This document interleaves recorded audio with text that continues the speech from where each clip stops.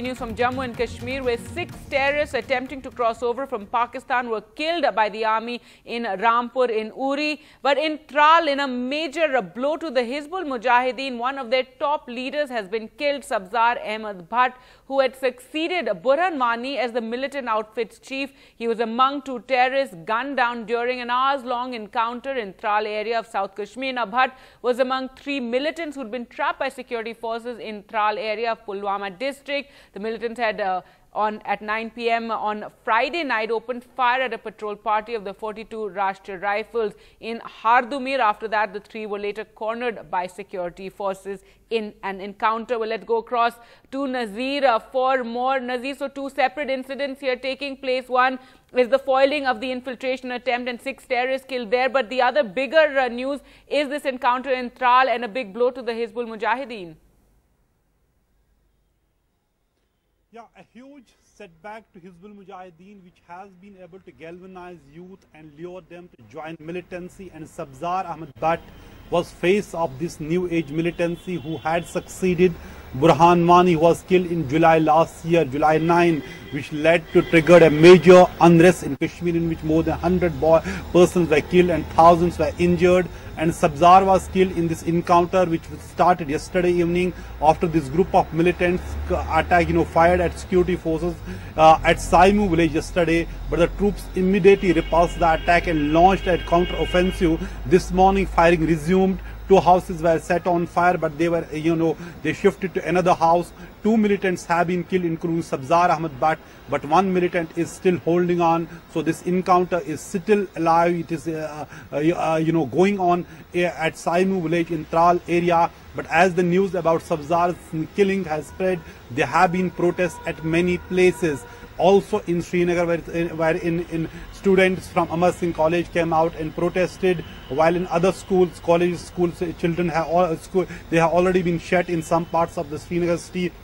This is a major success for the security force after a long time. The way militants had actually created safe havens for them, particularly in South Kashmir, and because of the massive public support and groundswell, they were able to, dodge security force and every time giving them slip. But this time there was a robust, this counter-militancy operation by the army, police and the CRPF, and after night-long operation and this since morning heavy firing, gun battle, Sabzar and another militant believed to be a Pakistani have been killed, but 1 more local militant is still holding on, and a heavy gunfight is still going on there. Now the challenge for the authorities is they have learned lesson. They know what happened after Burhan Wani's killing. They are saying they are prepared to deal with the situation, while in most of the areas they have already put enough security and the checkpoints have been set up. But this is clearly, on one hand, a major success for the security force and a setback for the Hizbul Mujahideen, but at the same time, challenge on the front of law and order. Already there have been, protests in some areas of South Kashmir. Right, and Burhan Wani was a big leader to some of the youth in the state, and we saw what happened. In fact, all the trouble really started after that, when you had, and it led to a point where students were out in the streets and stone pelting. So, did this Hizbul Mujahideen commander also elicit the same sort of support? And as you said, it's going to be a major challenge now for the administration. Yeah, it would be certainly a challenge, the way, because how militants become known to people, they have been using effectively social media. The way Burhan was not any guerrilla leader that way, but he has made his place through social media. He had, everybody knew him. Burhan is somebody. Same is true about this Sabzar Bhat, though he's not so influential like Burhan Wani, but certainly we already see there's, a situation is not so good. There's already resentment. There have already been protests going on. While the authorities say that people would not do it because fasting month of Ramzan is starting from tomorrow. So they're hoping that the things would not will go out of hand. They're hoping that already there's a robust security mechanism in place, and they would the situation will remain under control. But there have been protests in some areas of South Kashmir and also in parts of Srinagar. Already, particularly community students have come out and from Amar Singh College. Interesting that earlier the news was also that the restrictions on internet had just been lifted in the valley.